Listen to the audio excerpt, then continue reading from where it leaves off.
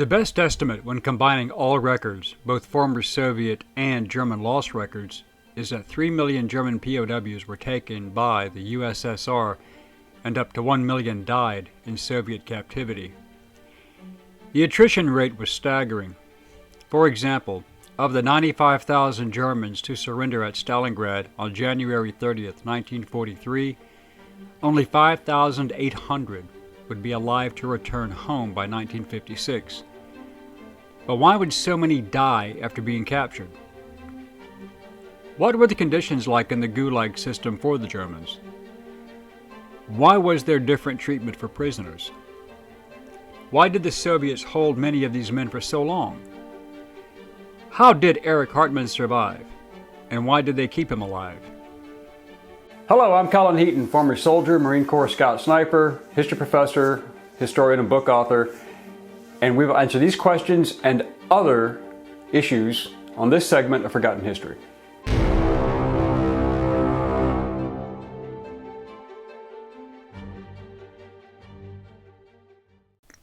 During the Yalta Conference in the Ukraine, held from February 4th to the 11th, 1945, Joseph Stalin, Winston Churchill, and Franklin D. Roosevelt discussed the future of Europe when the war was over.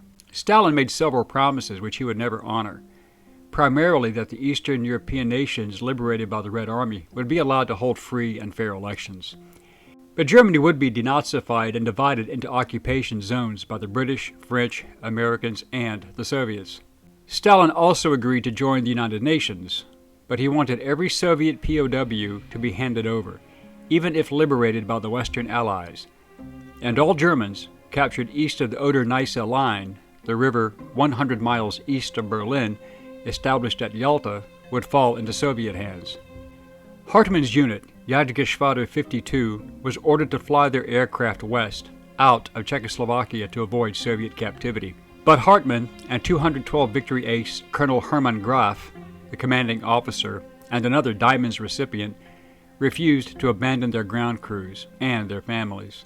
Marching west, they surrendered to an American Armored Reconnaissance Unit of the 90th Infantry Division at Písek on May 8, 1945, but following his orders, the American captain agreed to hand the Germans, military and civilians, over to the Red Army unit that was also there.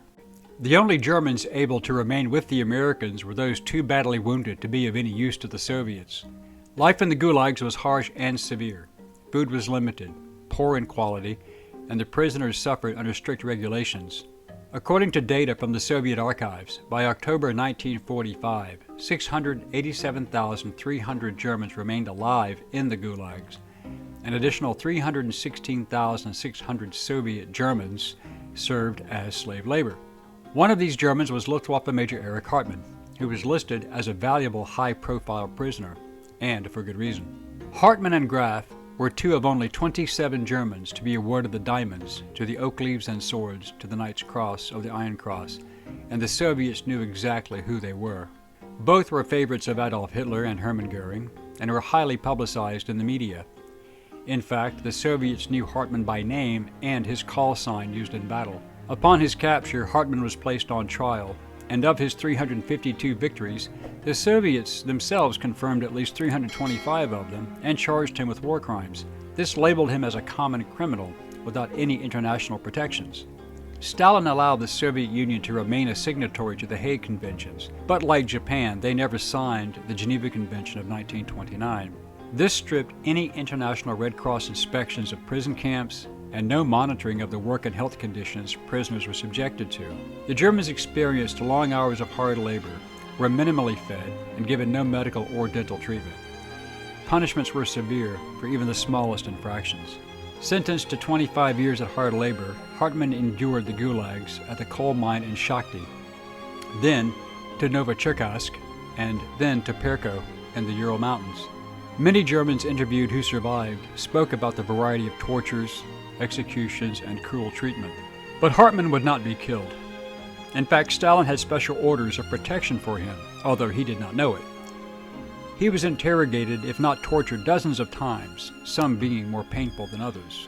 As Hartmann stated during his interviews with me, and recorded in my book, The German Aces Speak, Volume 2, quote, "What they hoped to get from me I still do not understand.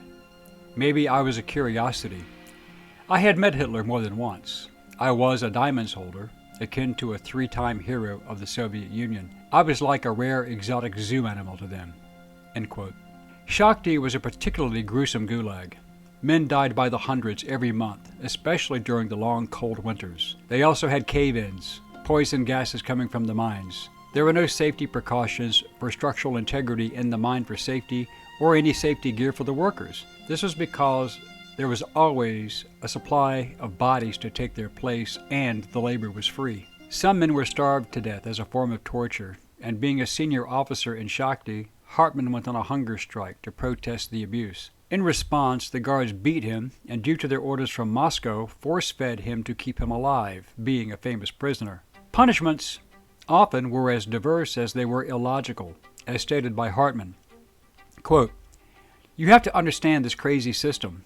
If you were to steal something, they really did not punish you. It was expected, not a problem.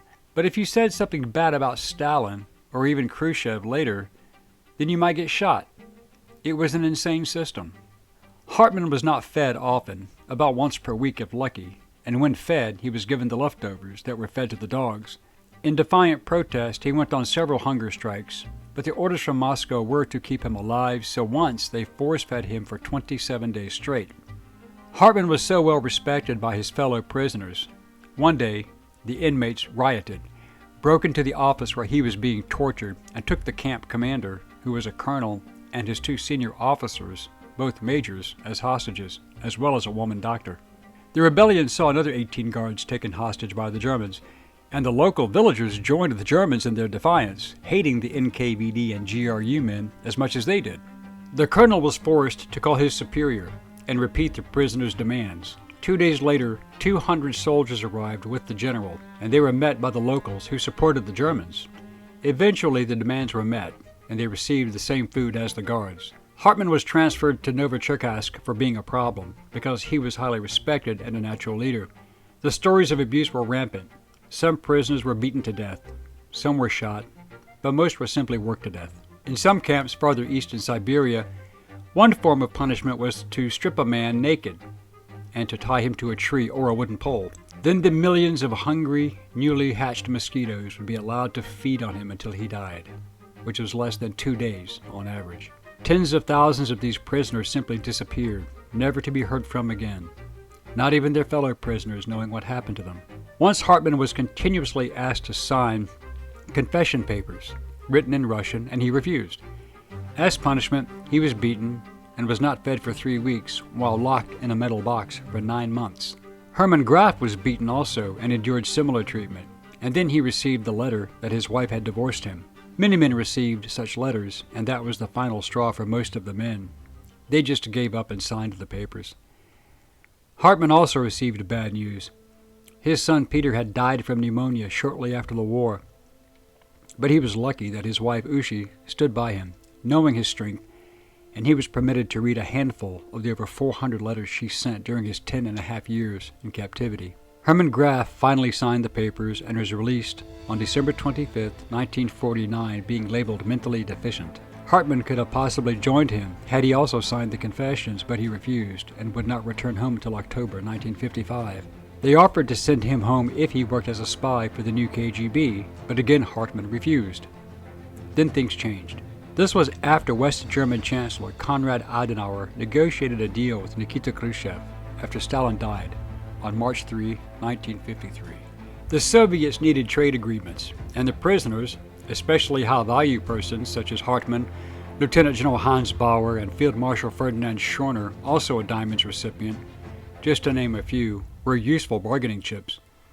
Khrushchev was somewhat more politically astute than Stalin, and he knew a good deal when he saw one. As a result, the last Germans still known to be alive were released in 1956.